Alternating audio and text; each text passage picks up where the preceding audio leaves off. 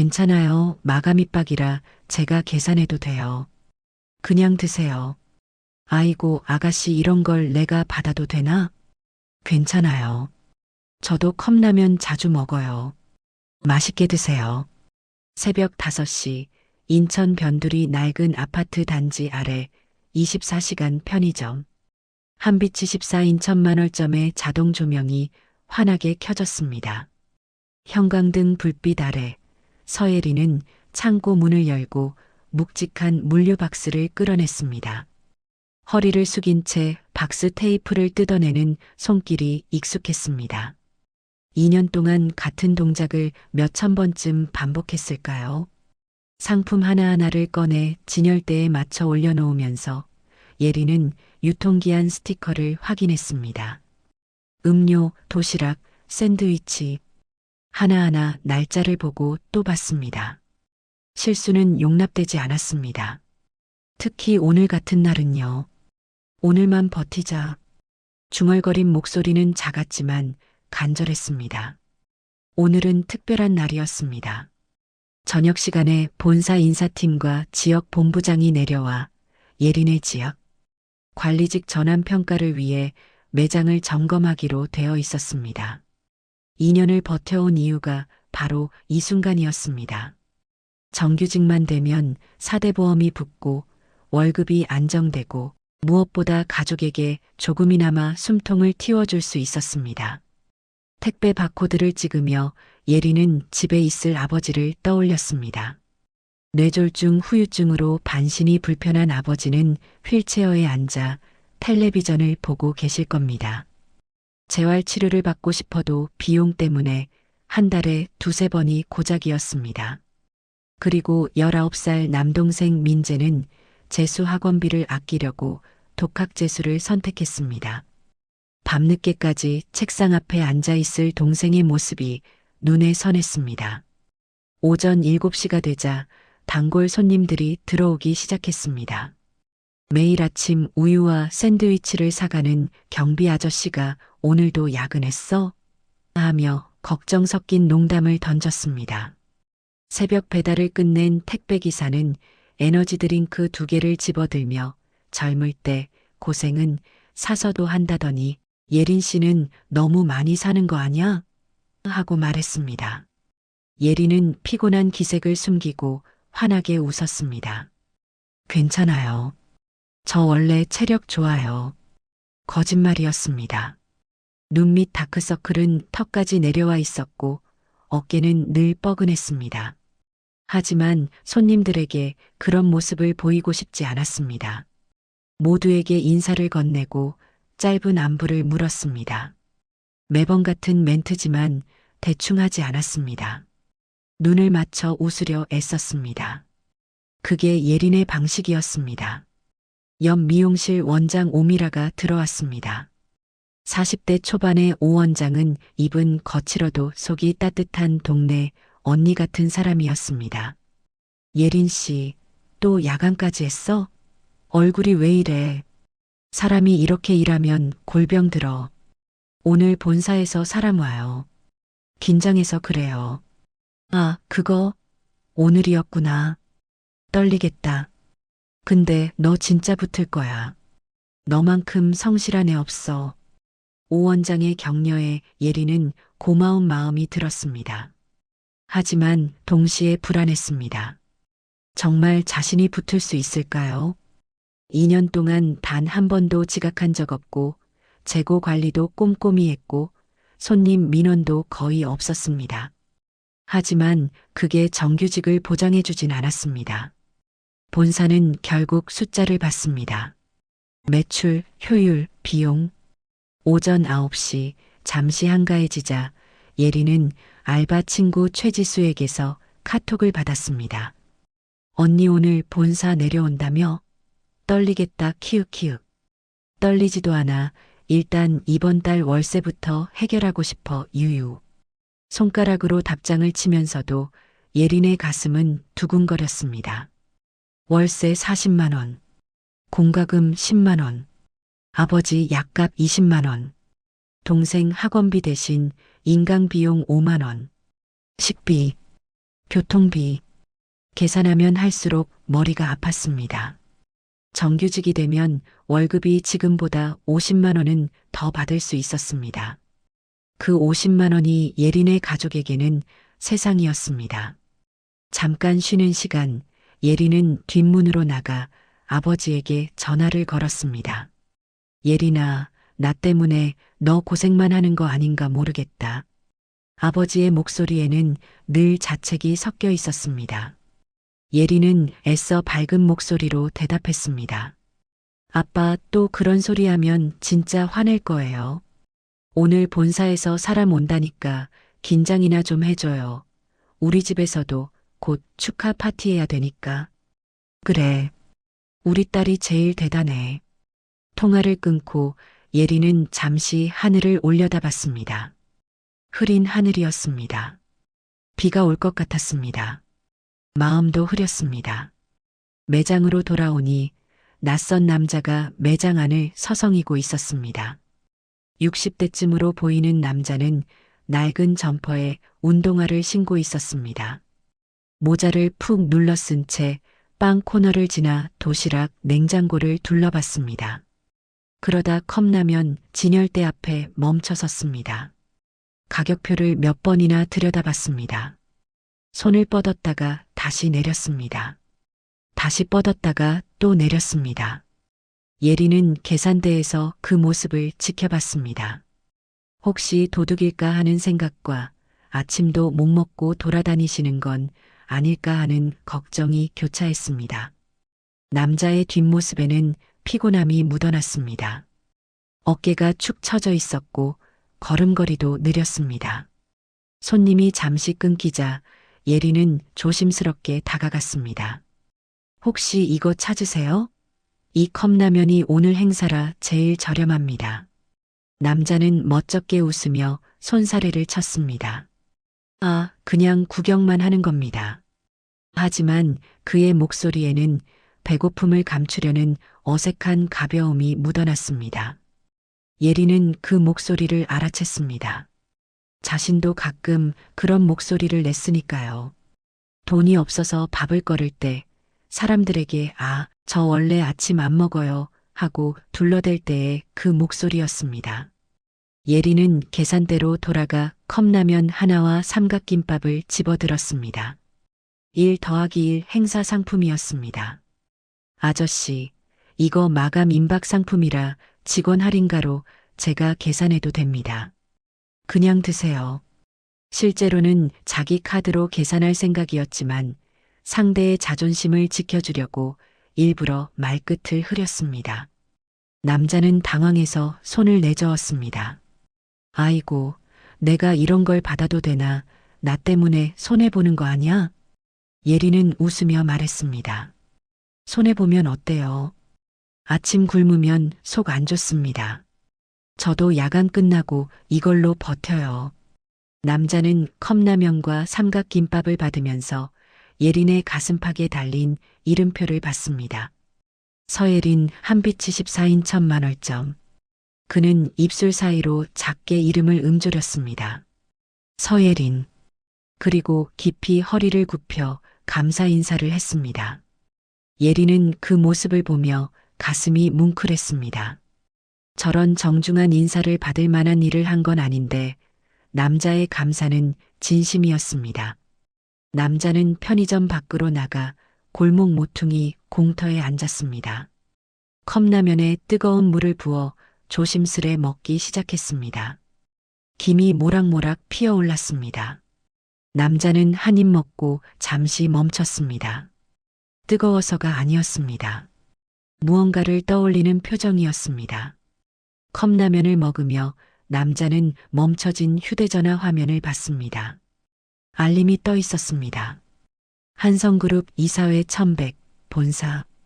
저장된 이름은 회장실 비서실이었습니다. 곧 전화가 왔습니다. 남자는 전화를 받았습니다. 회장님, 본사 들어오셔야 합니다. 오늘 편의점 기사건으로 임원들 다 모여 있습니다. 조금만 더 둘러보고 갈 테니 먼저 시작하라고 하게. 그 순간 컵라면을 먹고 있던 초라한 남자가 사실은 한성그룹 회장 한명세라는 사실이 드러났습니다. 65세의 한명세는 한국 대형 유통그룹의 수장이었습니다. 편의점 브랜드 한빛24를 포함한 여러 계열사를 거느린 재벌이었습니다. 하지만 지금 이 순간 그는 그냥 한 그릇의 따뜻한 컵라면에 감사하는 한 명의 노인일 뿐이었습니다.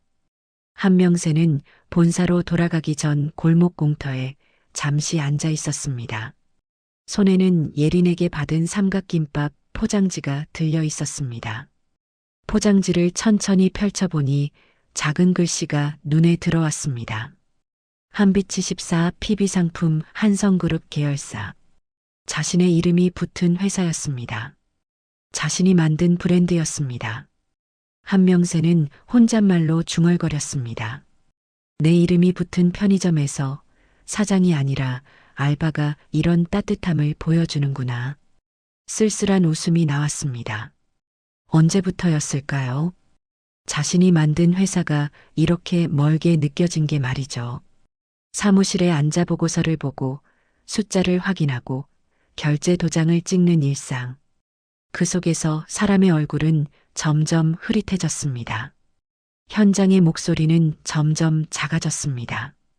한명세는 천천히 일어나 본사로 향했습니다. 검은색 세단이 그를 기다리고 있었습니다. 차 안에서도 그는 계속 컵라면을 건네던 예린의 미소를 떠올렸습니다.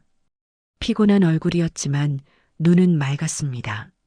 손에 보면 어때요라던 그 말이 계속 귓가에 맴돌았습니다.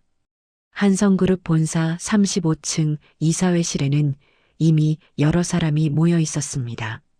장남 한준호가 자리에 앉아 서류를 검토하고 있었고 며느리이자 편의점 계열사 한빛24 대표인 윤서진이 프레젠테이션을 준비하고 있었습니다.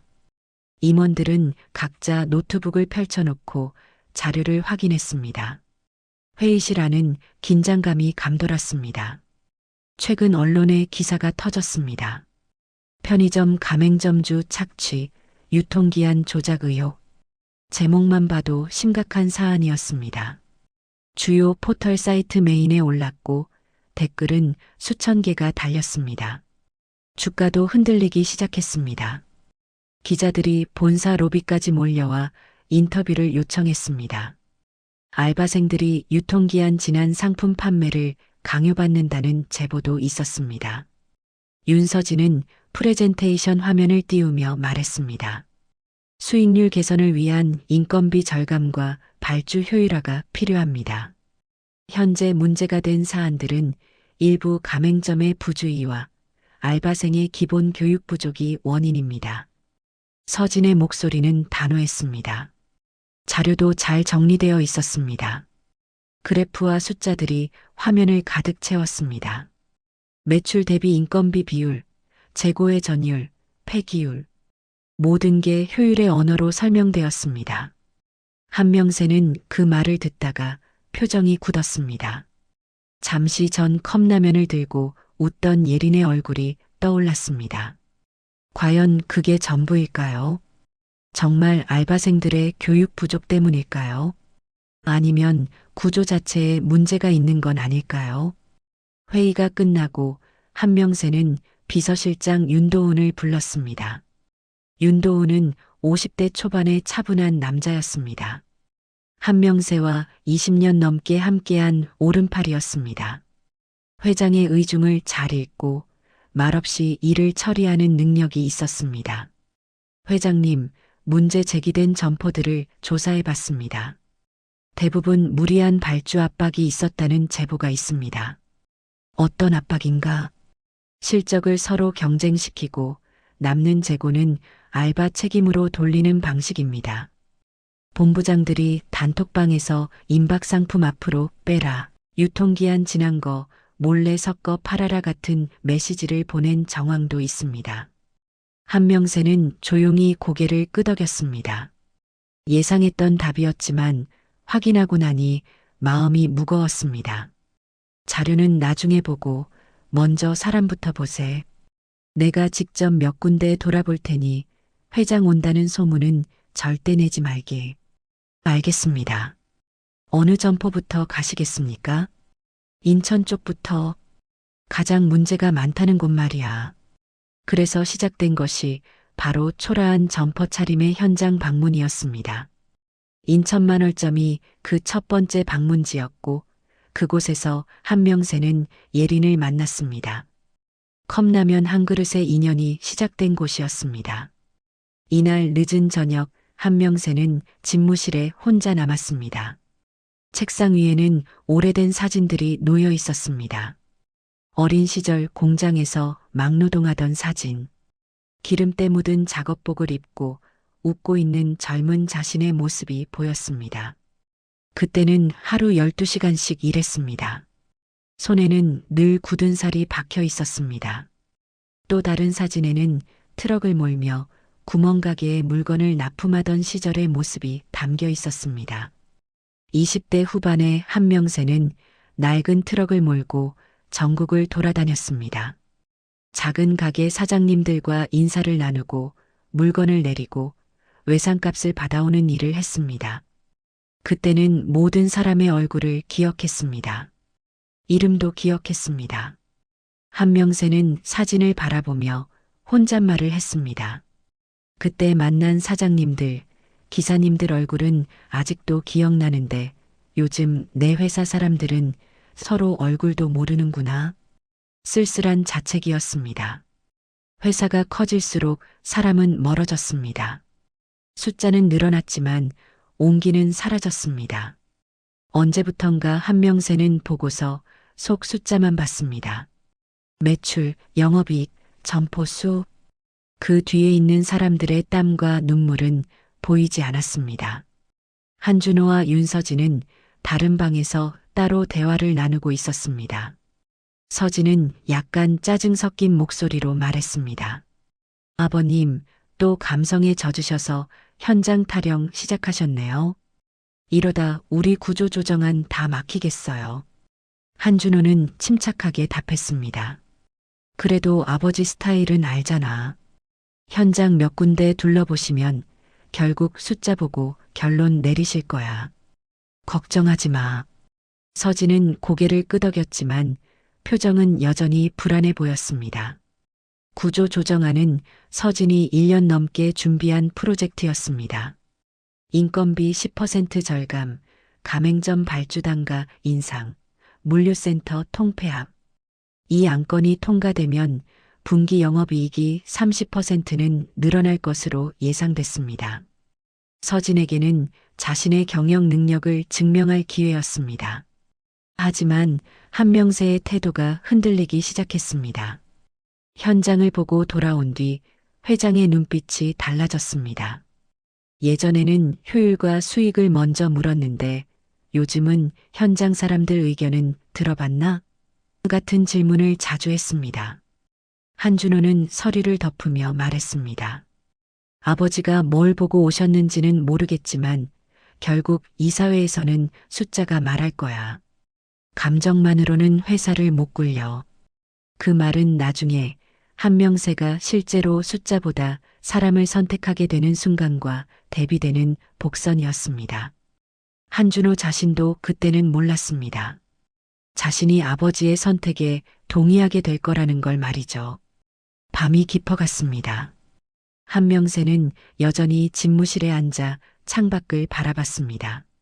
서울 시내의 불빛이 반짝였습니다. 저 불빛 아래 수많은 사람이 살아가고 있었습니다. 편의점 알바, 가맹점주, 배달기사, 청소노동자. 그들의 삶을 떠올렸습니다. 한명세는 다시 컵라면 포장지를 펼쳐봤습니다. 한빛이 14. 자신이 지은 이름이었습니다. 24시간 빛나는 가게. 누구에게나 열려있는 공간. 그런 의미를 담아 지었습니다. 하지만 지금 그 빛은 누구를 위한 걸까요? 주주들을 위한 빛일까요? 아니면 그곳에서 일하는 사람들을 위한 빛일까요? 답은 명확했습니다. 한명세는 결심했습니다. 이제 다시 사람을 봐야 할 때였습니다. 컵라면 사건이 있고 일주일이 흘렀습니다. 예리는 그 일주일 동안 평소보다 더 긴장한 채 일했습니다. 유통기한을 2번, 3번씩 확인했고 진열대 정리도 더욱 꼼꼼히 했습니다. 손님 응대할 때도 미소를 잃지 않으려 애썼습니다. 오늘이 바로 그날이었습니다. 본사에서 사람들이 내려오는 날 말이죠. 오후 2시쯤 한빛 24 로고가 새겨진 검은색 승용차 2대가 편의점 앞에 멈춰 섰습니다. 차에서 내린 사람들은 정장을 단정하게 차려입고 있었습니다. 지역 본부장 최강석이 가장 먼저 내렸습니다. 40대 초반의 최강석은 날카로운 인상에 말투도 차가웠습니다. 뒤이어 본사 인사팀 대리와 품질관리팀 직원들이 내렸습니다. 점장 박 소장은 평소보다 더 깔끔한 셔츠를 입고 허둥지둥 매장 상태를 점검했습니다. 50대 중반의 박 점장은 기본적으로 소심한 성격이었습니다. 본사 사람들 앞에서는 더욱 긴장했습니다. 예린 씨, 저쪽 상온식품 유통기한 다시 한 번만 쫙 봐줘요. 오늘 실수 나오면 우리 점포 전체가 찍힙니다. 예린은 고개를 끄덕이고 상품들을 하나씩 다시 확인했습니다. 손이 떨렸습니다. 긴장 때문인지 피곤 때문인지 알 수 없었습니다. 지난 일주일 동안 제대로 잠을 자지 못했습니다. 꿈속에서도 유통기한을 확인하고 CCTV를 의식하고 손님 응대를 연습했습니다. 품질관리팀 직원이 창고로 들어갔습니다. 체크리스트를 들고 구석구석을 살폈습니다. 냉장고 온도, 청결 상태, 재고 정리. 모든 게 점검 대상이었습니다. 그러다 창고 구석에서 무언가를 발견했습니다. 이게 뭡니까? 유통기한이 하루 지난 도시락 4개가 따로 놓여 있었습니다. 도시락 포장에는 포스트잇이 붙어 있었습니다. 내일 점심에 먹자라고 누군가 써놓았습니다. 필체는 박 점장의 것이었습니다. 품질관리팀 직원은 즉시 사진을 찍었습니다. 각도를 바꿔가며 여러 장 찍었습니다. 증거 자료였습니다. 최강석이 다가와 사진을 확인하고는 고개를 끄덕였습니다. 이거 증거로 가져가야 합니다. 언론에서 난리인데 우리가 봐주면 안 되죠. 박 점장의 얼굴이 하얗게 질렸습니다. 손이 떨리기 시작했습니다. 저 포스트잇은 자신이 쓴 거였습니다. 며칠 전 퇴근 시간이 지나서 발견한 도시락들이었습니다. 버리기 아까워서 직원들끼리 나눠 먹자는 생각으로 따로 빼뒀던 겁니다. 하지만 깜빡 잊고 있었습니다. 최강석은 노트북을 펼쳐 뭔가를 확인했습니다. 그리고 본사 고객센터에 민원이 하나 들어왔네요. 사흘 전 도시락 먹고 배탈 났다는 내용입니다. 해당 시간대 CCTV를 확인해야겠습니다. 박 점장은 더욱 당황했습니다. CCTV를 돌려보면 뭐가 나올까요? 혹시 자신의 실수가 드러나는 건 아닐까요? 가슴이 두근거렸습니다. 인사팀 대리가 사무실로 들어가 CCTV 녹화 파일을 재생했습니다.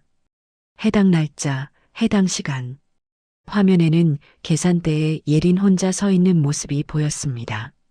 손님이 도시락을 계산하고 예린이 봉투에 담아주는 장면이었습니다. 점장은 그 시간에 창고 정리를 하고 있었습니다. 화면 바뀌었습니다.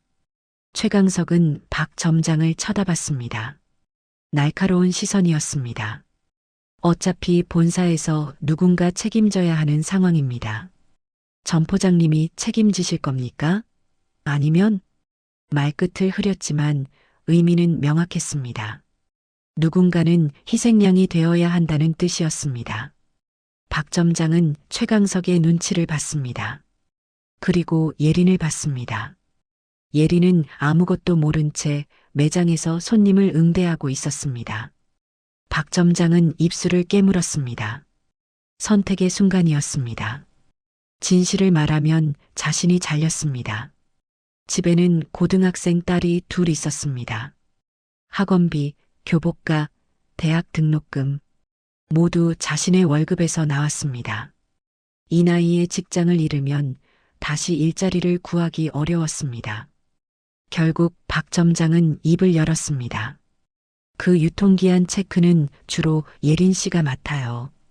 제가 더 잘 관리했어야 하는데 아무래도 아직 경험이 적어서 목소리가 떨렸습니다. 자신이 무슨 말을 하고 있는지 알았습니다.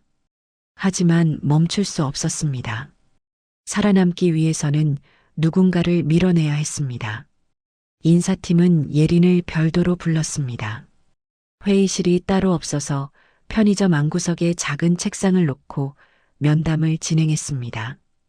예린은 의자에 앉았습니다. 등받이가 없는 간이의자였습니다. 허리를 곧게 펴고 앉았지만 마음은 불안했습니다. 유통기한 지난 도시락이 창고에 있었던 것 알고 있었습니까? 인사팀 대리의 질문은 차갑고 정확했습니다. 예린은 며칠 전 상황이 떠올랐습니다. 점장이 도시락들을 따로 빼놓으며 괜찮아. 하루 정도 지난 건 직원끼리 나눠 먹자고 했던 말. 예린이 조심스럽게 그래도 진열대에서는 빼야 하는 거 아닌가요? 라고 물었던 기억. 하지만 그 말을 하면 점장이 책임을 지게 됩니다. 점장도 가족이 있었습니다. 딸 둘이 있다고 했습니다. 학원비 때문에 고민한다고 했습니다. 예린은 그 이야기를 기억했습니다. 점심시간에 점장이 한숨 쉬며 했던 말들이었습니다. 제가 더 꼼꼼히 체크했어야 했는데 죄송합니다. 예린은 결국 그렇게 말했습니다. 자신을 희생하는 쪽을 택했습니다. 남에게 피해 주는 걸 견딜 수 없었습니다. 차라리 자기가 손해보는 게 나았습니다. 늘 그랬습니다. 인사팀 대리는 서류를 넘기며 덧붙였습니다. 그리고 지난달에도 실수가 한 번 있었죠. 포인트 적립 처리 잘못해서 고객 민원 들어온 건 기억하시죠? 예린은 깜짝 놀랐습니다. 그건 아주 사소한 실수였습니다. 손님도 괜찮아요. 그냥 넘어갈게요라고 했습니다. 굳이 민원을 넣을 정도는 아니었습니다. 그런데 그게 기록으로 남아있다는 게 충격이었습니다. 그때는 별일 아니었는데 기록이 남았나 보네요. 박 점장이 옆에서 말했습니다. 하지만 그의 얼굴에는 안도의 빛이 스쳤습니다. 화살이 자신에게서 예린에게로 넘어갔다는 안도였습니다. 예린은 그 표정을 봤습니다. 가슴이 먹먹해졌습니다. 최강석은 복도에서 전화를 받았습니다.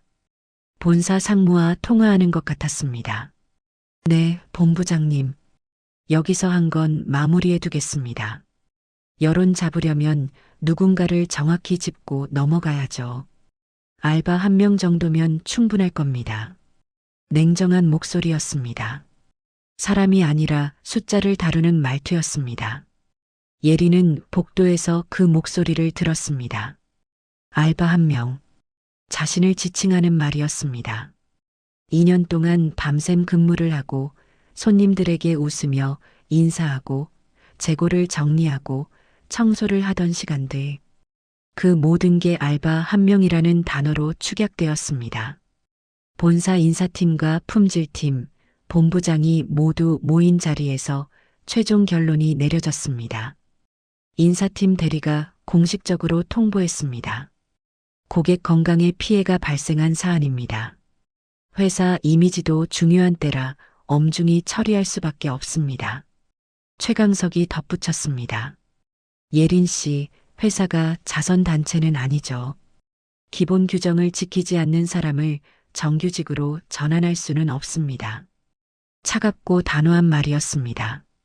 변명의 여지를 주지 않는 어조였습니다. 정규직 전환 심사 탈락, 현재 계약은 이달 말에지. 재계약 불가. 그 한 문장이 예린의 2년을 지웠습니다. 야간 근무, 주말 근무, 명절 근무. 아프고 힘들어도 참았던 시간들. 가족을 위해 버텨온 날들. 모든 게 한순간에 무너졌습니다.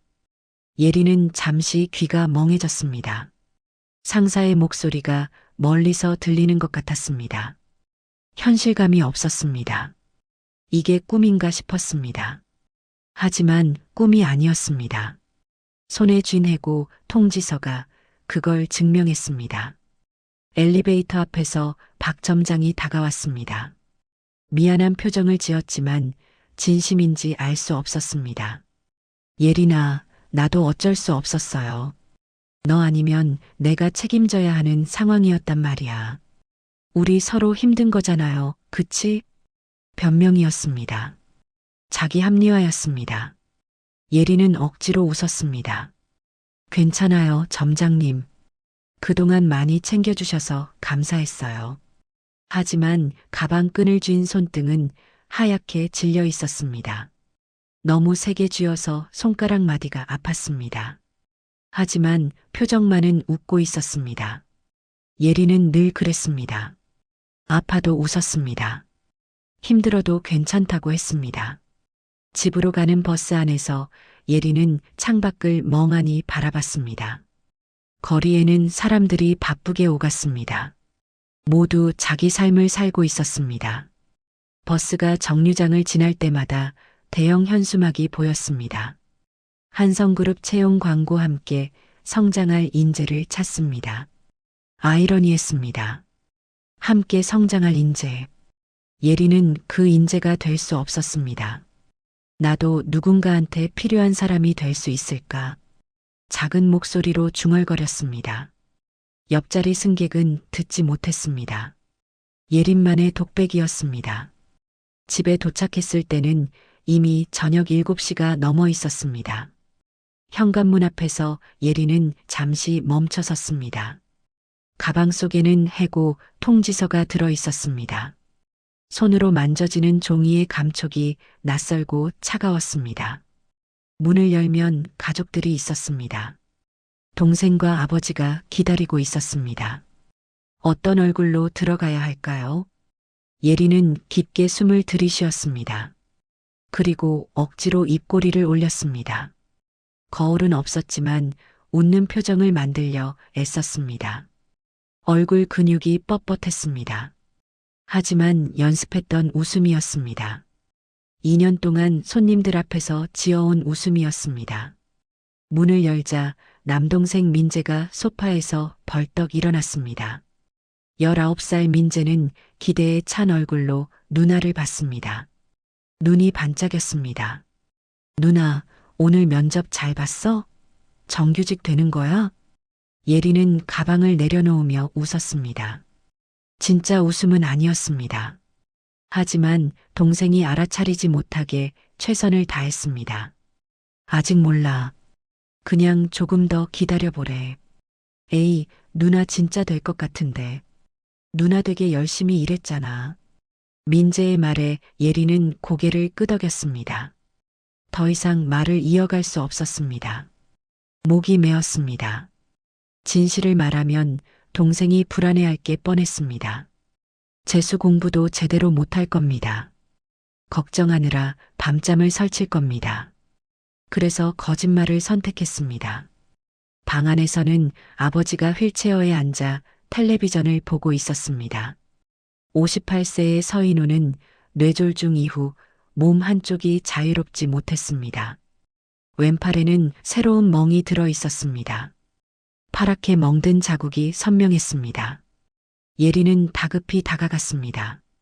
아빠, 또 혼자 일어나다가 그랬어요?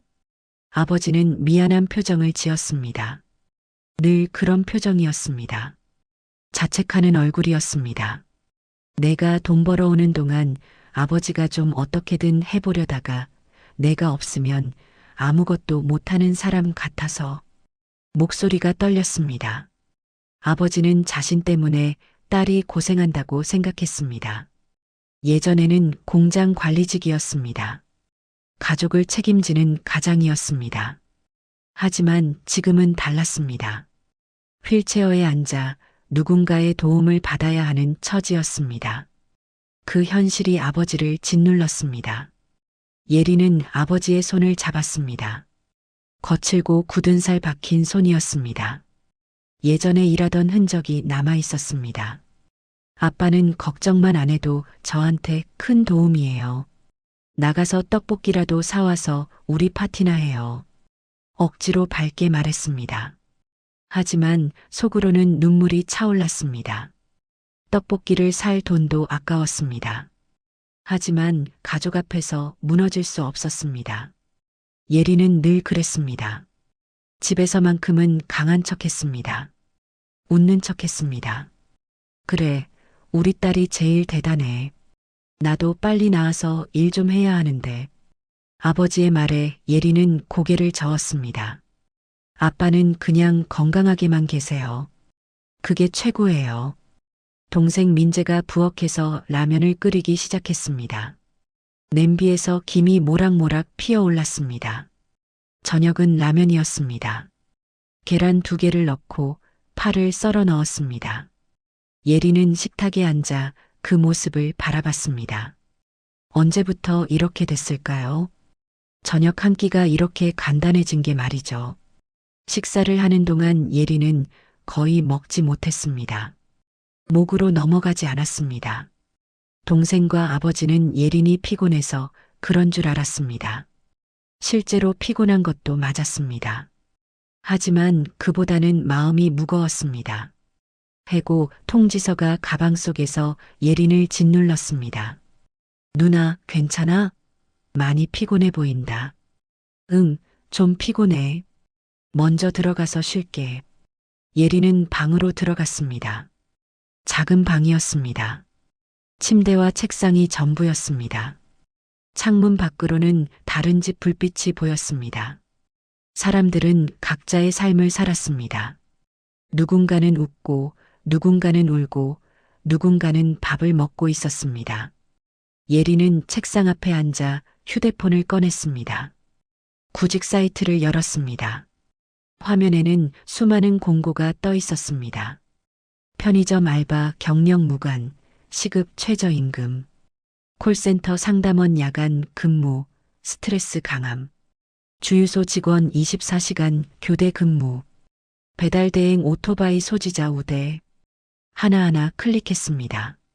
자격 요건을 확인했습니다. 근무 시간을 봤습니다. 급여를 계산했습니다. 대부분 최저임금이었습니다. 어떤 곳은 그보다 낮았습니다. 식대 포함, 교통비 포함이라는 이름으로 실제 시급을 낮춰놓은 곳도 있었습니다. 그러다 지원서 작성 페이지가 떴습니다. 이름, 연락처, 학력, 경력. 칸을 채워 내려가다가 예린의 손이 멈췄습니다. 전 직장에서의 퇴사 사유를 작성해 주세요. 빈칸이 예린을 응시했습니다. 무엇을 써야 할까요? 해고, 징계, 아니면 개인 사정? 어떻게 써도 불리했습니다. 해고라고 쓰면 다음 면접에서 이유를 물을 겁니다. 개인 사정이라고 쓰면 거짓말이 됐습니다. 나중에 확인하면 들통날 수 있었습니다. 예리는 마우스를 내려놓았습니다. 지원서를 저장하지 않고 창을 닫았습니다. 다른 사이트를 열었습니다. 반찬가게, 분식집, 세차장, 주차관리. 어디든 가능했습니다. 선택할 여유가 없었습니다. 일단 돈을 벌어야 했습니다. 다음 달 월세가 코앞이었습니다. 40만 원. 지금 통장 잔액은 15만 원이었습니다. 25만 원이 부족했습니다. 시계를 보니 밤 11시가 넘었습니다. 동생은 이미 잠들었을 겁니다. 아버지도 주무실 시간이었습니다. 예리는 책상 서랍을 열고 공책을 꺼냈습니다. 낡은 대학 노트였습니다. 표지는 해져 있었고 모서리는 구겨져 있었습니다. 2년 넘게 사용한 가계부였습니다. 새 페이지를 펼쳤습니다. 그리고 제목을 적었습니다. 다음 달 지출 계획. 아래에 항목을 나열했습니다.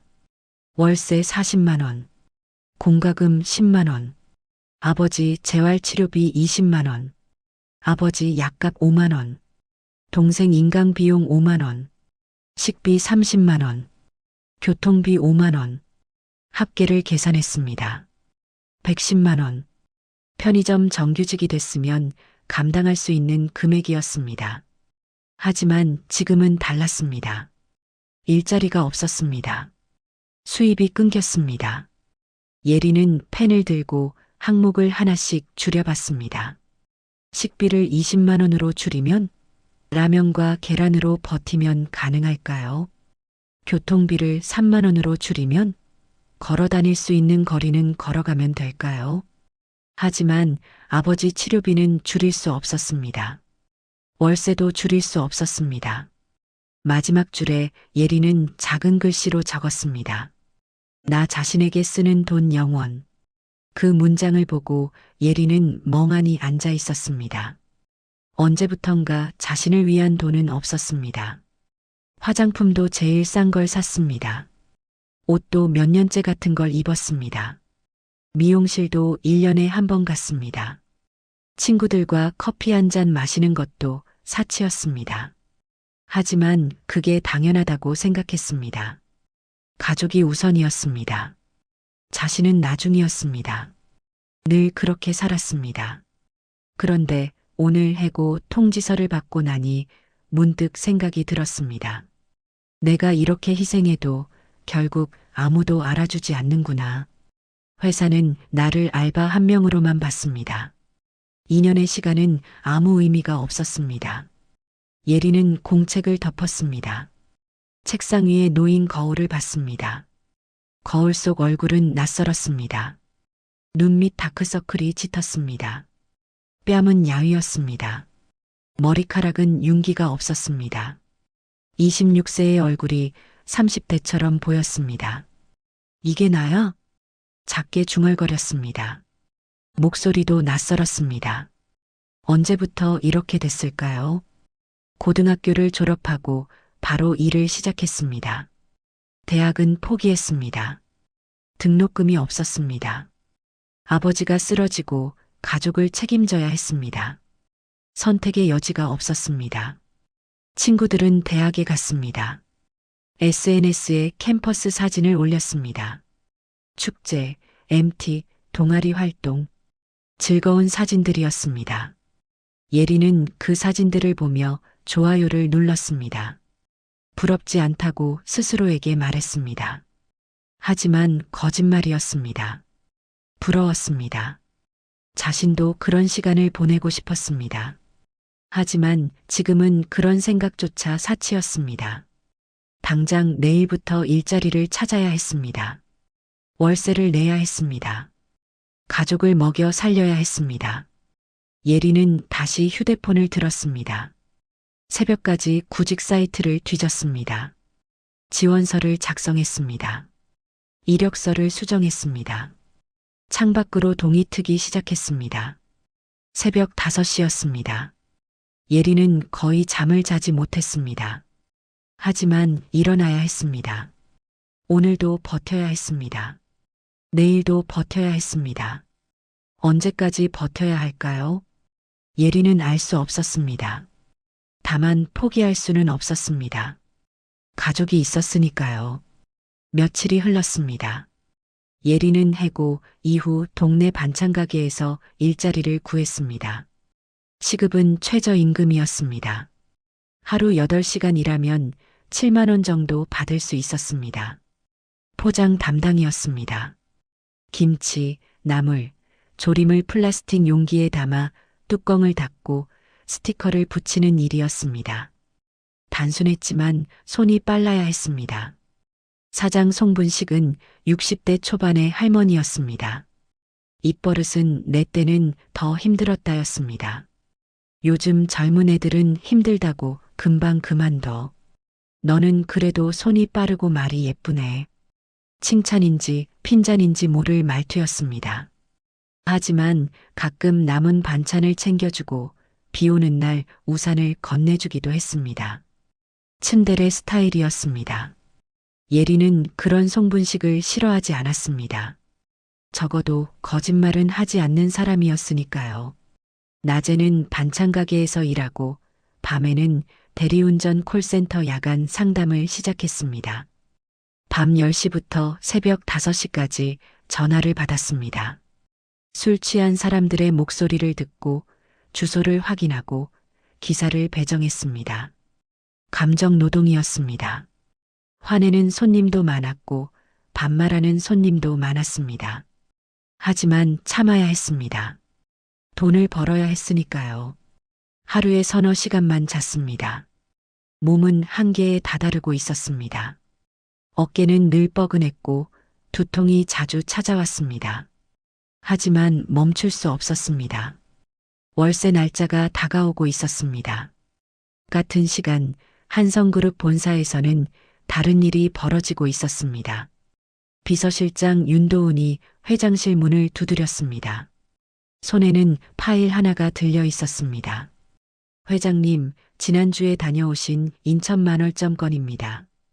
무슨 일인가?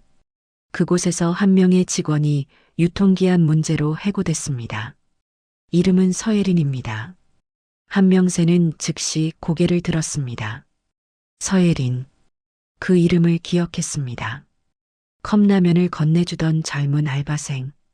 눈이 맑고 웃을 때 진심이 담겨 있던 사람이었습니다.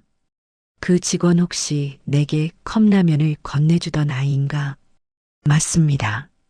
CCTV로 얼굴 확인했습니다. 정규직 전환 평가를 앞두고 있었는데 유통기한 문제로 해고 처리됐습니다. 한명세의 표정이 굳어졌습니다. 손에 쥔 펜을 내려놓았습니다. 그 아이가 해고됐다니 유통기한 문제로 무언가 잘못됐다는 느낌이 들었습니다. 자세한 경위를 말해보게. 윤도훈은 파일을 펼쳐 설명했습니다. 창고에서 발견된 유통기한 지난 도시락, 고객 민원, CCTV 확인, 책임자 지목, 해고 절차. 모든 게 절차대로 진행됐습니다. 서류상으로는 문제가 없었습니다. 하지만 한명세는 뭔가 석연치 않았습니다. 그 아이의 눈빛을 기억했습니다. 손님을 대하는 태도를 기억했습니다. 그런 사람이 기본적인 유통기한 관리를 소홀히 할 리 없었습니다. 백업 서버에 있는 CCTV를 다시 확인해 보게. 그리고 발주 기록, 점장의 업무 일지, 본부장과 점장 간의 통신 기록까지 전부 말이야. 알겠습니다. 윤도훈은 곧바로 움직였습니다. 이틀 동안 자료를 수집했습니다. 삭제됐다고 생각한 CCTV 파일을 복구했습니다. 백업 서버에는 모든 게 남아 있었습니다. 점장이 도시락을 따로 빼놓는 장면, 예린이 조심스럽게 의견을 말하는 장면, 점장이 괜찮다며 무시하는 장면, 발주 기록도 문제가 있었습니다. 본부장이 무리하게 물량을 밀어넣은 흔적이 보였습니다. 점장의 업무일지에는 본부장님 지시로 임박상품 진열대 앞으로 배치 같은 내용이 적혀 있었습니다. 모든 증거가 하나씩 드러났습니다. 한명세는 자료를 훑어보며 조용히 말했습니다. 당장 그 점포로 가자. 이번에는 조용히 가지 않아도 된다. 그날 오후 한성그룹 본사 지하 주차장이 웅성거렸습니다. 검은 벤츠 S클래스 10대가 일렬로 서 있었습니다. 뒤에는 에쿠스 몇 대가 더 있었습니다. 운전기사들이 차를 점검했습니다. 비서들이 서류 가방을 챙겼습니다. 회장이 직접 움직이는 건 1년에 몇 번 없는 일이었습니다. 그것도 편의점 한 곳을 가기 위해 이렇게 대규모로 움직이는 건 전례가 없었습니다. 비서실 직원들은 긴장했습니다. 무슨 일이 벌어질지 예상할 수 없었습니다. 다만 회장의 표정이 심상치 않다는 걸 알았습니다. 단호하고 차갑고 분노가 담긴 표정이었습니다. 차량 행렬이 출발했습니다. 경호 차량이 앞서고 회장 차량이 중앙에 있었고 비서실과 법무팀 차량이 뒤따랐습니다. 고속도로를 달려 인천으로 향했습니다. 길가 사람들이 고급 세단 행렬을 보며 고개를 돌렸습니다. 뭔가 큰일이 벌어지는 게 분명했습니다. 인천 만월점 앞 골목은 평소와 다름없이 조용했습니다. 동네 주민들이 오가고 편의점에는 손님 몇 명이 물건을 고르고 있었습니다. 점장 박 소장은 계산대에서 담배 재고를 정리하고 있었습니다. 예린이 해고된 뒤로 알바를 새로 구했지만 아직 적응하지 못했습니다. 업무가 늘어났고 박 소장은 피곤했습니다. 그때 골목 입구에서 이상한 소리가 들렸습니다. 엔진 소리였습니다. 한 대가 아니었습니다. 여러 대였습니다. 박 소장은 창밖을 내다봤습니다. 그리고 얼어붙었습니다. 검은 벤츠 S클래스가 한 대, 두 대, 세 대, 10대가 골목을 가득 메우며 들어왔습니다.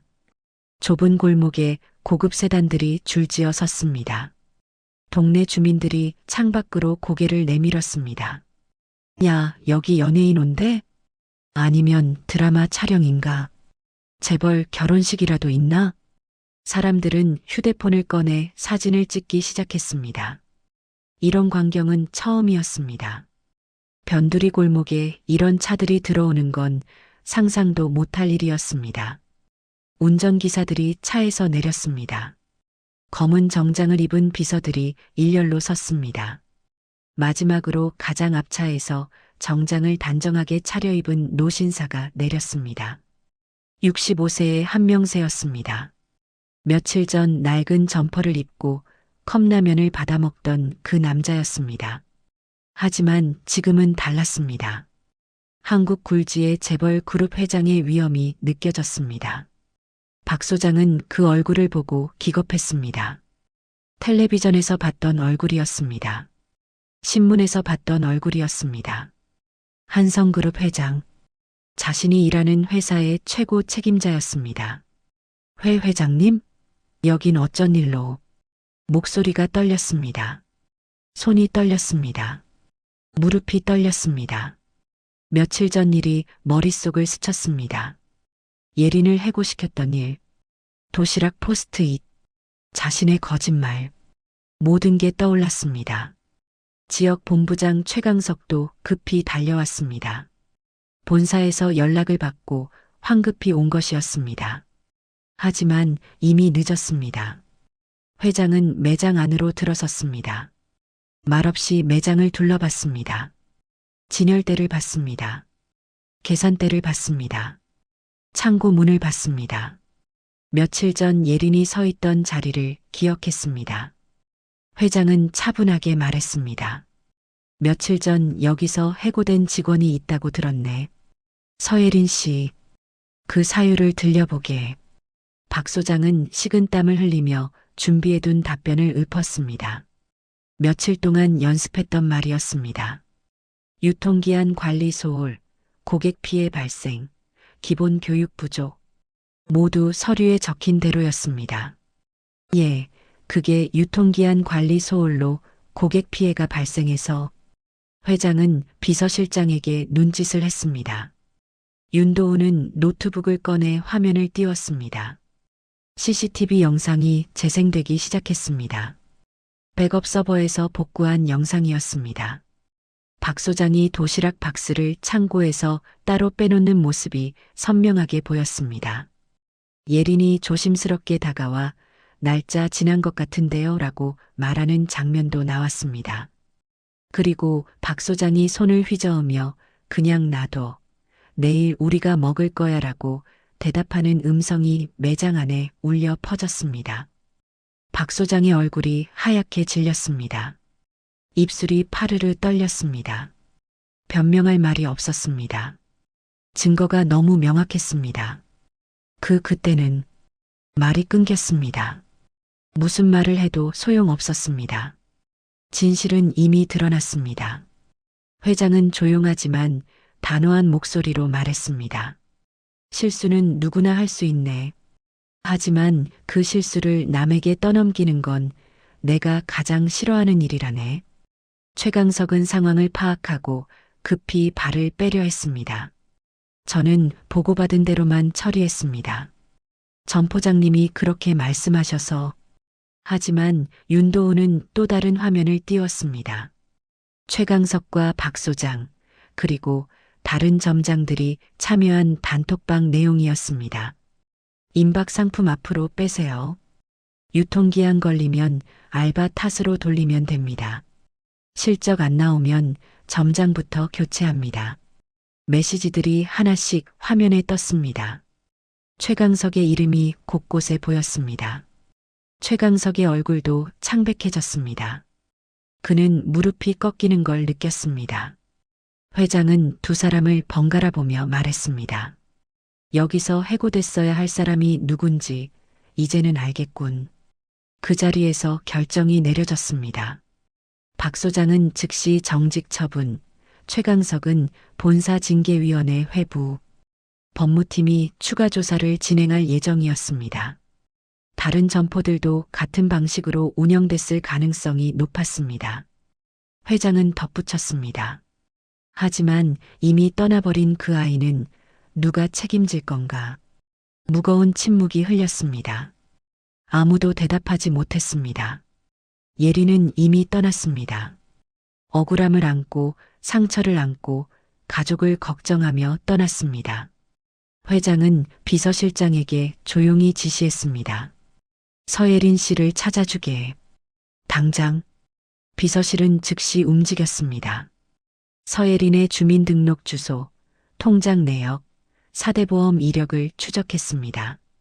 개인정보보호법이 있었지만 회장의 직접 지시였고 정당한 사유가 있었습니다. 부당 해고된 직원을 복직시키기 위한 조사였으니까요.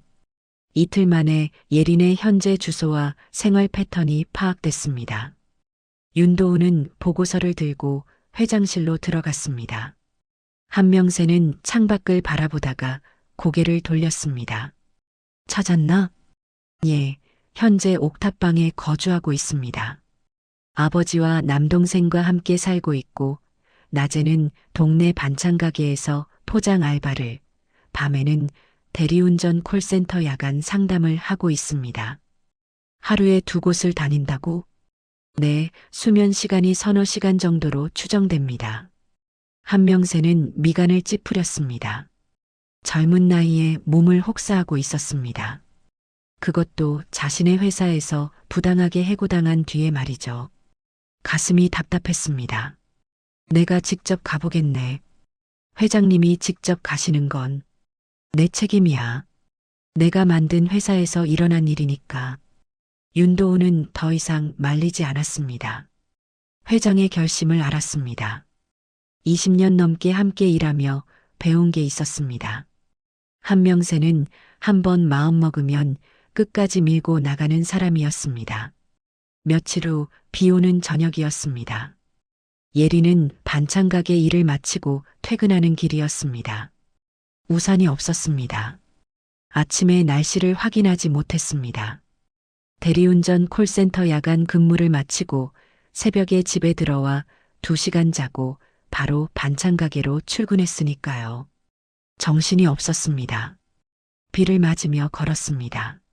머리카락이 젖었습니다. 어깨가 젖었습니다. 차가운 빗물이 목덜미를 타고 흘러내렸습니다. 하지만 뛰지 않았습니다. 뛸 기력이 없었습니다. 그냥 천천히 걸었습니다. 옥탑방까지는 좁은 계단을 올라가야 했습니다. 3층 반 높이였습니다. 예리는 계단 손잡이를 잡고 한 발씩 올라갔습니다.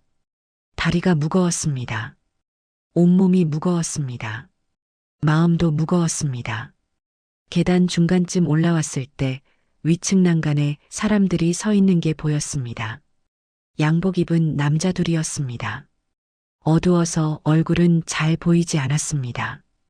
예리는 순간 멈칫했습니다. 혹시 사채업자일까요? 아니면 보험 영업 직원일까요? 이런 시간에 옥탑방 앞까지 올라오는 사람은 보통 좋은 소식을 가져오지 않았습니다. 몸을 숨기려다가 계단 위에서 누군가 고개를 내밀었습니다. 예린 씨? 낯익은 목소리였습니다. 어디서 들어본 목소리였습니다. 예리는 고개를 들어 그 사람을 봤습니다. 가로등 불빛이 그의 얼굴을 비쳤습니다. 며칠 전 편의점에서 컵라면을 받아간 그 아저씨였습니다. 낡은 점퍼 대신 깔끔한 정장을 입고 있었습니다. 아, 그날의 아저씨 맞으시죠? 여기까지 어떻게? 예리는 황급히 젖은 머리카락을 쓸어 넘겼습니다. 엉망인 모습이었습니다. 하지만 어쩔 수 없었습니다. 회장은 우산을 펼쳐 예린에게 건넸습니다. 윤도훈이 들고 있던 우산이었습니다. 먼저 이거라도 받으시게. 괜찮습니다. 이미 다 젖었어요. 예리는 손사래를 쳤지만 회장은 고집했습니다. 결국 우산을 받아들었습니다. 고급 우산이었습니다. 손잡이가 가죽이었고 무게감이 있었습니다. 회장은 명함을 꺼내 예린에게 건넸습니다. 명함에는 깔끔한 글씨로 이름과 직함이 새겨져 있었습니다. 한성그룹 회장 한명세. 예린은 명함을 받아들고 멍하니 바라봤습니다. 글자가 흐릿하게 보였습니다. 비 때문인지 눈물 때문인지 알 수 없었습니다. 한성그룹, 한명세. 텔레비전에서 봤던 이름이었습니다. 신문에서 봤던 얼굴이었습니다. 제가 잘못 본 거 아니죠? 그 TV에서 나오던 말이 제대로 나오지 않았습니다. 현실감이 없었습니다.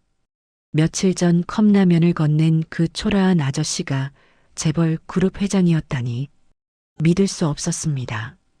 회장은 조용히 미소 지으며 말했습니다. 그날 컵라면 하나를 얻어먹은 노인이야. 그 덕에 내 회사의 썩은 구석을 볼 수 있었지. 예리는 무슨 말인지 이해할 수 없었습니다. 컵라면 한 그릇이 무슨 의미가 있을까요? 그냥 배고파 보이는 사람에게 건넨 작은 친절일 뿐이었는데 말이죠. 안으로 들어가도 되겠나? 가족분들께 인사를 드리고 싶네. 예리는 당황했습니다. 집안은 정리되지 않았을 겁니다. 좁고 초라했습니다. 이런 분을 모실 만한 곳이 아니었습니다. 하지만 거절할 수도 없었습니다. 문을 열고 들어갔습니다. 아버지는 휠체어에 앉아 텔레비전을 보고 있었습니다. 동생 민재는 책상에서 공부하고 있었습니다. 갑자기 낯선 사람들이 들어오자 두 사람은 놀라 일어났습니다. 회장은 정중하게 허리를 숙여 인사했습니다. 실례가 많습니다. 한성그룹 회장 한명세라고 합니다. 아버지 서인호는 믿을 수 없다는 표정이었습니다. 한성그룹 회장이 이 좁은 옥탑방까지 찾아오다니. 황급히 휠체어를 움직여 인사하려 했습니다. 아이고, 이런 분을 우리 집 같은데 모셔도 되는지. 제가 오히려 죄송합니다. 제 회사에서 따님께 몹쓸 일을 했으니까요. 회장의 말에 서인호와 민재는 서로를 쳐다봤습니다. 무슨 일인지 모르는 표정이었습니다. 예리는 아직 개고 사실을 가족에게 제대로 말하지 않았습니다. 조금 더 기다려 보래라고만 했으니까요. 회장은 간이 의자에 앉았습니다. 윤도훈이 서류 가방에서 파일을 꺼냈습니다. 회장은 천천히 설명했습니다. 편의점에서 무슨 일이 있었는지, 예린이 왜 해고됐는지, 진짜 책임은 누구에게 있는지, 모든 걸 솔직하게 말했습니다. 서인호의 얼굴이 굳어졌습니다. 딸이 억울하게 해고당했다는 사실을 그제야 알았습니다. 민재는 누나를 봤습니다. 예리는 고개를 숙이고 있었습니다. 눈물이 떨어질 것 같았습니다. 예린아, 너 왜 말 안 했어? 민재의 목소리가 떨렸습니다. 누나가 혼자 얼마나 힘들었을까요? 해고당하고도 가족 걱정에 말 못하고 혼자 버텼을 누나를 생각하니 가슴이 아팠습니다. 회장은 공식적인 사과를 했습니다. 부당 해고에 대한 사과, 근로계약서 복원, 해고, 기록 삭제, 일정 기간 생계 지원금까지 제안했습니다. 서류도 준비되어 있었습니다. 법무팀이 검토한 완벽한 보상안이었습니다. 하지만 예리는 고개를 저었습니다. 저 때문에 점장님이나 다른 분들이 더 힘들어지는 건 싫어요. 그리고 그 회사에서 이미 찍혔잖아요. 아직도 다른 사람을 걱정했습니다. 자신을 해고시킨 점장까지 걱정했습니다. 회장은 그런 예린을 보며 마음이 아팠습니다. 착한 게 잘못이 아닌데, 착해서 손해보는 세상이 잘못인데, 예리는 자신을 탓하고 있었습니다. 회장은 조용히 웃으며 말했습니다. 그래서 부탁하고 싶은 거네. 우리 회사 안에서 현장의 목소리를 대신 전해줄 사람이 필요하네. 이름은 거창하지만 현장 개선 TF 같은 거지. 예리는 고개를 들었습니다. 현장 개선 TF? 무슨 뜻일까요? 회장은 설명을 이어갔습니다. 가맹점주들과 알바생들의 목소리를 듣고 문제점을 파악하고 본사에 전달하는 역할이었습니다. 현장과 본사를 연결하는 다리 같은 존재였습니다. 민재가 옆에서 눈을 동그랗게 뜨고 물었습니다. 누나 그럼 다시 회사 다니는 거야? 정규직으로? 회장은 예린을 바라보며 말했습니다. 처음엔 계약직이 될 거야. 하지만 내가 보여준 것처럼 사람을 볼 줄 아는 눈을 가진 사람은 우리 조직에서도 귀한 인재지. 예린은 잠시 고민했습니다. 다시 회사로 돌아간다는 게 두려웠습니다. 편의점을 떠났던 상처가 아직 아물지 않았습니다. 동시에 현실적인 문제도 있었습니다. 가족의 생계, 월세, 아버지 치료비, 계약직이라도 지금보다는 나았습니다. 하지만 무엇보다 중요한 건 다른 거였습니다. 자신처럼 억울하게 희생당하는 사람이 더 이상 없었으면 좋겠다는 마음이었습니다. 현장에서 일하는 사람들의 목소리가 위로 전달되지 않는 게 문제였습니다. 그 목소리를 전할 수 있다면 의미 있는 일이 아닐까요? 예리는 조용히 입을 열었습니다. 조건이 하나 있어요. 회장은 고개를 끄덕였습니다. 말해보라는 뜻이었습니다. 제가 현장에서 들은 얘기를 있는 그대로 전달했을 때 회장님이 그걸 숫자가 아니라 사람으로 봐주셨으면 해요. 회장은 잠시 말을 잇지 못했습니다. 그 한 문장이 가슴을 찔렀습니다. 숫자가 아니라 사람으로. 자신이 잊고 있던 가장 중요한 가치였습니다. 회사가 커지면서 사람은 숫자가 됐습니다. 매출, 비용, 인건비, 모든 게 엑셀 시트 위의 숫자였습니다. 하지만 그 숫자 뒤에는 사람이 있었습니다. 예린 같은 사람이 있었습니다. 회장은 깊게 고개를 숙였습니다. 그 약속 지키겠네. 오히려 그 말을 내가 하고 싶었는데 내가 먼저 해주는구나. 진심이었습니다. 거짓이 없는 약속이었습니다. 한명세는 평생 자신이 한 약속은 지켰습니다. 이번에도 마찬가지일 겁니다. 서인호는 휠체어에 앉아 딸을 봤습니다. 언제 이렇게 컸을까요? 어린 시절 자전거 타는 법을 가르쳐 주던 게 어제 같은데 이제는 당당하게 재벌 회장 앞에서 조건을 거는 어른이 됐습니다. 자랑스러웠습니다. 동시에 미안했습니다. 자신이 건강했다면 딸이 이런 고생을 하지 않았을 텐데요. 민재는 누나의 어깨를 두드렸습니다. 누나 멋있어. 진짜. 짧은 말이었지만 진심이 담겨 있었습니다. 예리는 동생을 보며 웃었습니다. 이번에는 진짜 웃음이었습니다. 억지로 만든 웃음이 아니었습니다. 회장은 자리에서 일어났습니다. 내일부터 본사로 출근해주게. 준비할 시간이 필요하면 며칠 더 줘도 되고 내일부터 할게요. 빨리 시작하고 싶어요. 예린의 대답은 단호했습니다. 더 이상 망설이지 않았습니다. 새로운 시작이었습니다.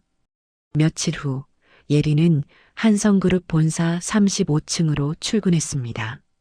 지하철을 타고 강남역에서 내려 고층 빌딩 사이를 걸었습니다. 유리로 된 건물들이 하늘을 찌를 듯 솟아 있었습니다. 예린은 그중 가장 높은 건물 앞에 멈춰 섰습니다. 한성그룹 본사였습니다. 로비는 대리석으로 마감되어 있었고 천장은 높았고 조명은 화려했습니다. 정장 차림의 직원들이 바쁘게 오갔습니다. 모두 자신감 넘치는 걸음걸이였습니다. 예린은 자신의 옷차림을 내려다봤습니다. 며칠 전 급하게 산 검은색 정장이었습니다. 저렴한 옷이라 재질이 좋지 않았습니다. 구두도 새로 샀지만 발이 아팠습니다. 익숙하지 않은 옷이었습니다. 엘리베이터를 타고 35층에 올라갔습니다. 문이 열리자 넓은 사무 공간이 펼쳐졌습니다. 책상마다 컴퓨터가 놓여 있었고 사람들은 전화를 받거나 서류를 검토하고 있었습니다. 창문 너머로는 서울 시내가 내려다 보였습니다. 한강이 보였고 남산타워도 보였습니다. 예린은 이렇게 높은 곳에서 일해본 적이 없었습니다. 비서실 직원이 예린을 안내했습니다. 작은 회의실로 들어가자 명찰이 놓여 있었습니다. 현장 개선 TF 계약 연구원 서예린. 새로운 신분이었습니다. 예린은 명찰을 가슴에 달았습니다. 플라스틱 명찰이 낯설었습니다. 편의점에서 달던 이름표와는 무게가 달랐습니다. 오전 10시 첫 회의가 시작됐습니다. 회의실에는 이미 여러 사람이 앉아 있었습니다. 회장 직속 비서실, 인사팀 과장, 전략기획팀 팀장, 편의점 경영기획 담당자, 모두 40대에서 50대 사이의 중견 직원들이었습니다. 예린은 가장 어렸습니다. 가장 경력이 짧았습니다. 자리에 앉자 사람들의 시선이 느껴졌습니다. 호기심 반, 의심 반이었습니다. 누군가는 노골적으로 쳐다봤고 누군가는 슬쩍 훑어봤습니다. 예린은 등을 곧게 펴고 앉았습니다. 떨리는 마음을 감췄습니다. 인사팀 과장이 예린을 소개했습니다. 현장 개선 TF에 새로 합류하신 서예린 연구원입니다. 편의점 현장 경험이 풍부하시고 회장님께서 직접 발탁하셨습니다. 박수가 나왔습니다. 형식적인 박수였습니다. 진심이 담기지 않은 소리였습니다. 예린은 고개를 숙여 인사했습니다. 목소리가 나오지 않았습니다. 너무 긴장해서였습니다. 전략기획팀 팀장이 자료를 배포했습니다. 두꺼운 보고서였습니다. 표지에는 편의점 사업 개선안이라고 적혀 있었습니다. 페이지를 넘기니 그래프와 숫자로 가득했습니다. 매출 증가율, 점포당 수익, 인건비 비율, 재고회전율. 예린은 이런 자료를 처음 봤습니다. 무슨 뜻인지 이해하기 어려웠습니다. 회의가 진행되는 동안 예린은 조용히 앉아 있었습니다. 사람들은 전문 용어를 사용했습니다. KPI, ROI, B2B, B2C. 약자로 이루어진 단어들이었습니다. 예린은 무슨 말인지 몰랐지만 고개를 끄덕였습니다. 모르는 티를 내고 싶지 않았습니다. 회의가 끝나고 복도에서 2명의 직원이 이야기하는 소리가 들렸습니다. 예린은 지나가다가 자신에 대한 이야기라는 걸 알아챘습니다. 현장 타령 또 시작이네. 회장님이 나이 드시니까 감성에 약해지신 것 같아. 그래, 한번 드러나 보자. 어차피 오래 못 버틸 거야. 현장 출신이 본사에서 버티기 힘들어. 냉소적인 목소리였습니다. 예린은 발걸음을 멈추지 않았습니다. 들은 척하지 않았습니다. 하지만 가슴은 아팠습니다. 자신을 아버지가 데려다 앉힌 감정 카드 정도로 보는 게 느껴졌습니다. 오후가 되자 또 다른 회의가 있었습니다. 이번에는 윤서진 대표가 참석했습니다. 37세의 윤서진은 단정한 정장에 완벽한 화장을 하고 있었습니다. 머리카락 한 올도 흐트러지지 않았습니다. 눈빛은 날카로웠습니다. 윤서진은 예린을 보며 미소 지었습니다. 입꼬리만 올라간 미소였습니다. 눈은 웃지 않았습니다. 아, 여기 그 현장 경험이 많으시다는 분이죠? 서예린 씨? 이름을 헷갈리는 척했습니다. 하지만 일부러 그러는 게 분명했습니다. 예린을 무시하는 방법이었습니다. 예린은 침착하게 대답했습니다. 네, 서예린입니다. 잘 부탁드립니다. 반갑습니다. 현장 이야기 많이 들려주세요. 우리가 놓치고 있는 부분이 있을 테니까요. 말은 공손했지만 어조는 차가봤습니다. 내가 뭘 안다고 여기까지 왔냐는 뜻이 담겨 있었습니다. 예리는 그걸 알았습니다. 하지만 반응하지 않았습니다. 다음 주까지 예리는 보고서를 준비했습니다. 가맹점주들을 인터뷰했습니다. 여러 지역의 편의점을 돌아다니며 점주들과 대화했습니다. 어떤 점주는 본사에 감사하다고 말했습니다. 물류 지원이 좋고 브랜드 파워가 있어서 손님이 많이 온다고 했습니다. 하지만 어떤 점주는 다른 이야기를 했습니다. 발주 압박이 너무 심해요. 본부장이 목표치를 정해놓고 안 채우면 불이익을 줍니다. 재고가 남으면 우리 손해인데 그걸 강요하는 거죠. 임대료 인상도 문제예요. 매출이 늘지 않는데 임대료만 올라가니까 남는 게 없어요. 새벽에 창고에서 계산하다가 울었습니다. 점주들의 목소리에는 절박함이 담겨 있었습니다. 예리는 그 이야기를 하나하나 기록했습니다. 녹음도 했고 메모도 했습니다. 알바생들도 만났습니다. 여러 점포의 알바들이 익명으로 제보를 보내왔습니다. 그중 한 명을 만났습니다. 20대 초반의 여학생이었습니다. 대학 등록금을 벌기 위해 야간 알바를 하고 있었습니다. 유통기한 하루 지난 거 그냥 진열해 두면 본부장님이 포상 준다고 했어요. 판매율 좋아지니까요. 저는 거부했는데 다른 알바는 어쩔 수 없이 했대요. 그 알바생은 단톡방 캡처를 보여줬습니다. 지역 본부장들이 만든 단톡방이었습니다. 메시지들이 스크롤을 채우고 있었습니다. 오늘 임박 상품 앞으로 빼세요. 이거 잘 팔면 피자 쏩니다. 유통기한 넘은 거 적당히 섞어서 판매. 어차피 손님들 모릅니다. 실적 안 나오는 점포는 점장 교체 고려하겠습니다. 증거였습니다. 명백한 증거였습니다. 예리는 캡처를 받았습니다. 그리고 예전에 자신이 무심코 녹음해뒀던 파일도 찾았습니다. 점장이 본부 지시라 어쩔 수 없다고 말하던 음성이었습니다. 퍼즐이 맞춰지기 시작했습니다. 문제는 알바 한 명이 아니었습니다. 점장 한 명도 아니었습니다. 구조 자체가 문제였습니다. 본사가 무리한 목표를 정하고 본부장이 점장을 압박하고 점장이 알바에게 떠넘기는 구조였습니다. 가장 약한 고리가 책임을 졌습니다. 예리는 이 모든 내용을 보고서로 정리했습니다. 밤새워 작업했습니다. 그래프를 만들고 인터뷰 내용을 요약하고 사진을 첨부했습니다. 보고서 마지막 페이지에 한 문장을 적었습니다. 한 번의 실수가 그 전까지의 모든 성실함을 지워버리는 순간이 있습니다. 자신의 경험에서 나온 문장이었습니다. 진심이 담긴 문장이었습니다. 다음 날 회의에서 예리는 발표를 했습니다. 손이 떨렸지만 목소리는 또렷하게 유지했습니다. 화면에 자료를 띄우고 하나씩 설명했습니다. 가맹점주들의 어려움, 알바들의 실태, 본부장들의 압박, 모든 걸 이야기했습니다. 회의실은 조용했습니다. 누구도 말을 하지 않았습니다.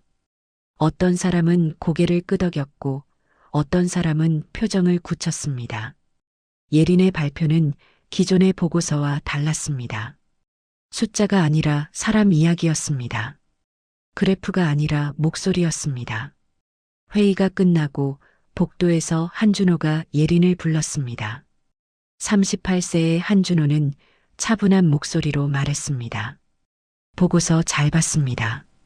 현실 파악에는 도움이 되겠네요. 칭찬처럼 들렸지만 이어진 말은 달랐습니다. 다만 회사는 이익이 나야 유지됩니다. 사람 마음만 볼 수는 없어요. 한준호의 말에는 냉정함이 담겨 있었습니다. 경영자의 논리였습니다.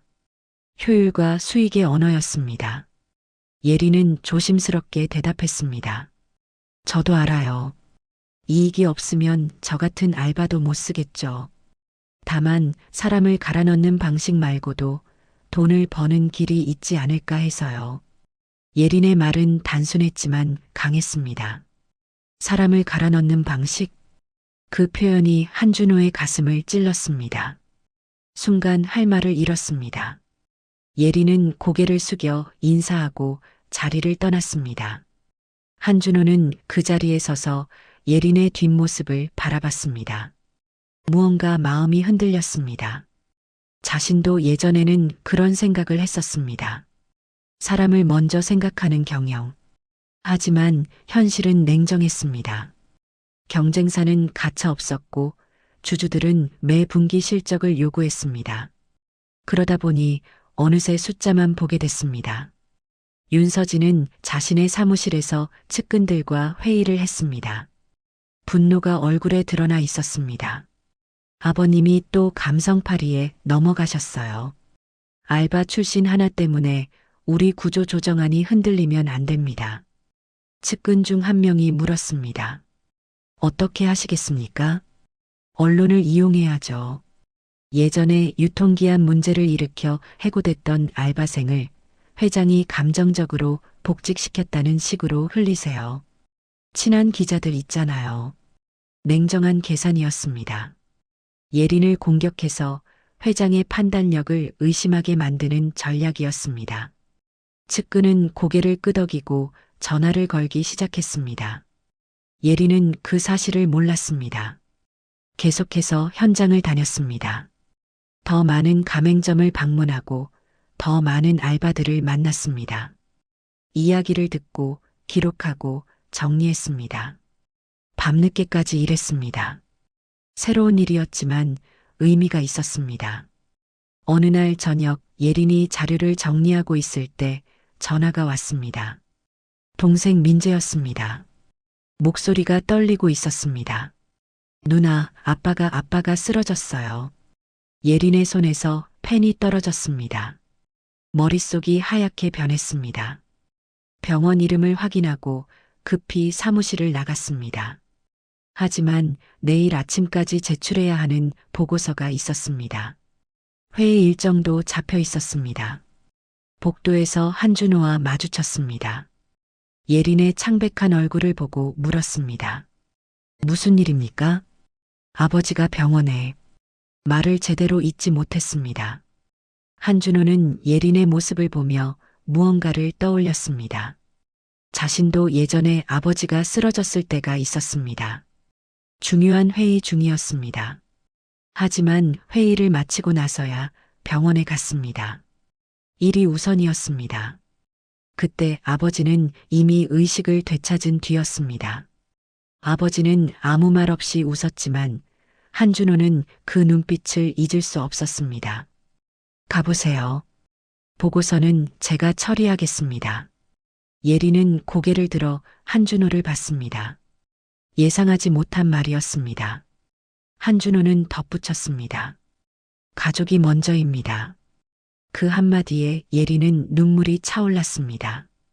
고개를 숙여 감사 인사를 하고 달려나갔습니다. 한준호는 그 뒷모습을 보며 깊은 한숨을 쉬었습니다. 자신도 변하고 있다는 걸 느꼈습니다. 아버지는 다행히 큰 문제는 아니었습니다. 재활 운동 중 무리해서 일시적으로 혈압이 올라간 것이었습니다. 하루 입원 후 안정을 찾았습니다. 예린은 병실에서 아버지 손을 잡고 밤을 지새웠습니다. 창밖으로 동이 트는 걸 보며 생각했습니다. 가족이 먼저라는 한준호의 말이 계속 맴돌았습니다. 그 말 한마디가 예린에게는 큰 위안이었습니다. 며칠 후 한성그룹 이사회가 열렸습니다. 본사 최고층 이사회실은 긴장감으로 가득했습니다. 커다란 타원형 테이블을 중심으로 이사들이 자리했습니다. 각자 앞에는 두꺼운 자료집이 놓여 있었습니다. 오늘 안건은 한빛24 수익률 개선 및 구조조정안이었습니다. 인력 감축, 가맹점 부담 증가, 임박 상품 처리 기준 완화가 핵심 내용이었습니다. 윤서진은 단상에 올라 프레젠테이션을 시작했습니다. 화면에는 그래프와 숫자들이 빼곡했습니다. 매출 증가 예상치, 비용 절감 효과, 주가 상승 시뮬레이션. 모든 게 완벽해 보였습니다. 윤서진의 목소리는 자신감으로 가득했습니다. 감성적인 문제 제기도 중요하지만 결국 숫자가 말해줍니다. 이 안건을 통과시키지 못하면 우리는 경쟁사에 뒤처질 수밖에 없습니다. 일부 이사는 고개를 끄덕였습니다. 논리적이고 합리적인 제안이었습니다.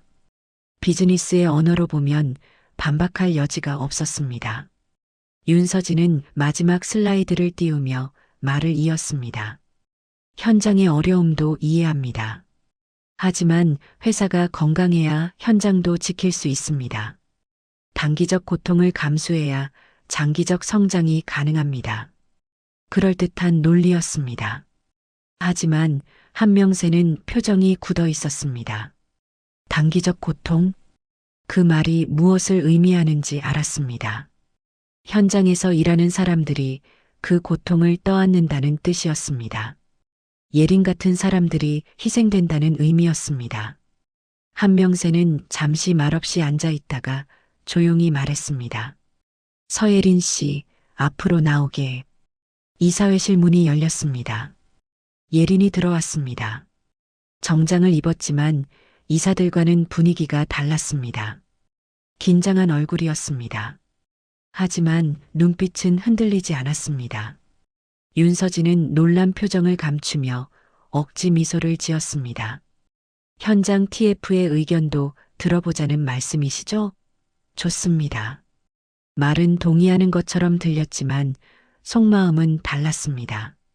예린을 방해물로 봤습니다. 감정에 호소하는 증인 정도로 생각했습니다. 숫자 앞에서는 무력할 거라고 판단했습니다. 한명세는 예린에게 물었습니다. 처음 우리 집에 찾아왔을 때 나에게 무슨 말을 했는지 기억하나? 예린은 떨리는 목소리로 대답했습니다. 더 이상 누군가가 억울하게 잘려나가는 모습을 보고 싶지 않다고 했습니다. 그 한 문장이 회의실에 울려 퍼졌습니다. 억울하게 잘려나가는 사람. 구조조정안의 이면이 드러나는 순간이었습니다. 효율이라는 이름 뒤에 숨겨진 사람들의 고통이었습니다. 한명세는 비서실장 윤도훈에게 눈짓을 했습니다. 윤도훈은 노트북을 조작해 스크린에 자료를 띄웠습니다. 단톡방 캡처가 나타났습니다. 지역 본부장들이 주고받은 메시지들이었습니다. 오늘 임박 상품 앞으로 빼세요. 이거 잘 팔면 포상 있습니다. 유통기한 좀 지난 건 몰래 섞어서 어차피 손님들 모릅니다. 실적 안 나오면 점장 교체. 각오하세요. 메시지가 하나씩 화면을 채웠습니다. 이사들의 표정이 굳어갔습니다. 이어서 점장들의 발언 녹음이 재생됐습니다. 본부에서 지시한 거라 어쩔 수 없어요. 우리도 살아야 하니까요. 알바들이 희생해주는 수밖에. 여러 점포에서 비슷한 패턴이 반복됐습니다. 본부가 압박하고 점장이 따르고 알바가 책임지는 구조였습니다. 증거는 명백했습니다. 한명세는 차분하지만 단호한 목소리로 말했습니다. 유통기한 문제는 현장 알바 한 명의 부주의가 아니라 우리가 만든 구조에서 비롯된 일이었네. 한 이사가 조심스럽게 물었습니다. 그렇다고 해도 구조조정은 필요하지 않습니까? 경쟁력을 위해서는 어쩔 수 없는 선택 아닙니까? 그때 예상치 못한 목소리가 들렸습니다. 한준호였습니다. 평소 같으면 아버지와 다른 의견을 냈을 사람이었습니다. 효율과 수익을 강조했을 사람이었습니다. 하지만 이번에는 달랐습니다. 수익률은 중요합니다. 하지만 그 수익을 내는 사람이 더 이상 버티지 못하면 언젠가 숫자도 무너집니다. 한준호의 목소리는 침착했습니다. 하지만 확신이 담겨 있었습니다. 며칠 전 예린이 아버지 때문에 병원으로 달려가던 모습을 떠올렸습니다. 일과 가족 사이에서 고민하던 그 뒷모습을 기억했습니다. 자신의 과거를 봤습니다. 일에 매달리느라 가족을 소홀히 했던 시절을 반성했습니다. 저는 현장의 목소리를 반영한 수정안을 제안하고 싶습니다. 한준호가 아버지 편에 섰습니다. 윤서진의 얼굴이 창백해졌습니다. 남편이 자신을 배신했다고 느꼈습니다. 믿고 있던 전제가 무너졌습니다. 한준호는 결국 숫자보다 사람을 택할 거라는 예상이 빗나갔습니다. 다른 이사들도 하나둘 의견을 냈습니다. 증거를 보고 난 뒤라 반대하기 어려웠습니다. 구조 조정안을 그대로 통과시키면 여론이 악화될 게 뻔했습니다. 주가는 오히려 떨어질 수 있었습니다. 한명세는 최종 결론을 내렸습니다. 기존 구조 조정안은 보류합니다. 대신 가맹점주, 알바 대표, 본사 직원이 함께 참여하는 상생위원회를 신설하겠습니다. 박수가 나왔습니다. 이번에는 진심이 담긴 박수였습니다. 한명세는 계속 말을 이었습니다. 현장 개선 TF의 보고가 정기적으로 이사회에 상정되도록 규정을 바꾸겠습니다. 숫자만 보는 경영이 아니라 사람을 보는 경영을 하겠습니다. 윤서진은 자리에 앉아 고개를 숙였습니다. 패배를 인정할 수밖에 없었습니다. 1년 넘게 준비한 프로젝트가 무산됐습니다. 더 큰 문제는 신뢰가 무너졌다는 점이었습니다. 며칠 후 윤서진은 한빛24 대표직에서 물러났습니다. 다른 계열사로 인사 이동했습니다. 좌천에 가까운 발령이었습니다. 이사회가 끝난 후 한명세는 예린에게 다가왔습니다. 오늘 내 입으로 하지 못한 말을 대신해줘서 고맙네. 예린은 고개를 숙였습니다. 감사보다는 책임감이 느껴졌습니다. 이제 시작이었습니다. 상생위원회를 실제로 운영하고 현장의 목소리를 계속 전달해야 했습니다. 한준호도 다가와 어색하게 말했습니다. 당신 말이 맞았어요. 사람을 갈아넣지 않고도 버는 방법을 이제부터 진짜로 찾아봐야겠네요. 예린은 한준호를 봤습니다. 처음 만났을 때와는 다른 눈빛이었습니다. 변화하고 있었습니다. 시간이 걸리겠지만 가능성이 보였습니다. 몇 달이 흘렀습니다. 예린은 현장 소통실장이라는 직책을 받았습니다. 정규직으로 전환됐습니다. 사대보험도 붙었고 월급도 안정됐습니다. 무엇보다 의미 있는 일을 하고 있다는 보람이 있었습니다. 예린은 여러 가맹점을 돌며 교육과 상담을 진행했습니다. 점주들의 어려움을 듣고 본사에 전달했습니다. 알바들의 근무 환경을 개선하는 정책을 제안했습니다. 휴게 시간 보장, 야간 수당 인상, 감정노동 보호 지침 하나씩 바뀌어 갔습니다. 한명세는 건강 문제로 경영 일선에서 한 발 물러났습니다. 65세의 나이에 모든 걸 직접 챙기기는 힘들었습니다. 하지만 가끔 예린과 점심을 먹으며 이야기를 나눴습니다. 그날 컵라면 하나가 내 남은 인생을 바꿨네. 한명세는 진심으로 그렇게 믿었습니다. 컵라면 한 그릇이 자신의 초심을 되찾게 했습니다.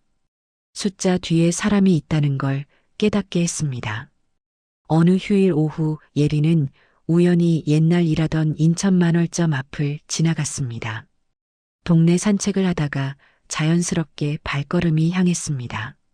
점장은 이미 다른 사람으로 바뀌어 있었습니다. 젊은 여자 점장이었습니다. 편의점은 여전히 분주했습니다. 손님들이 들어오고 물건을 사고 나갔습니다. 예린은 유리창 너머로 매장 안을 들여다봤습니다. 자신이 서 있던 계산대가 보였습니다. 컵라면 진열대도 보였습니다. 그곳에서 2년을 보냈습니다. 웃기도 하고 울기도 하고 버티기도 했습니다. 매장 안에서 한 노년의 여인이 컵라면 진열대 앞에 서 있었습니다. 가격표를 들여다보고 손을 뻗었다가 다시 내렸습니다. 예리는 그 모습을 봤습니다. 며칠 전 한명세 회장이 그랬던 것처럼 말이죠. 배고픔과 자존심 사이에서 고민하는 모습이었습니다. 예리는 잠시 망설이다가 매장 안으로 들어갔습니다. 노인에게 다가가 조심스럽게 말을 건넸습니다. 어머니, 오늘은 제가 사드릴게요. 제가 예전에 이 컵라면 덕분에 많이 살았거든요. 노인은 놀라며 손을 내저었습니다. 내가 나이 먹고 이런 걸 얻어먹어도 되나? 예리는 미소 지으며 답했습니다. 네, 되세요. 저도 그 말했던 분이 아직도 제 인생의 은인이거든요. 노인은 고맙다며 여러 번 고개를 숙였습니다. 예리는 계산대에서 컵라면과 삼각김밥을 샀습니다. 자신의 카드로 계산했습니다. 노인에게 건네주며 따뜻하게 웃었습니다. 노인은 컵라면을 들고 매장 밖으로 나갔습니다. 벤치에 앉아 뜨거운 물을 부었습니다. 김이 모락모락 피어올랐습니다.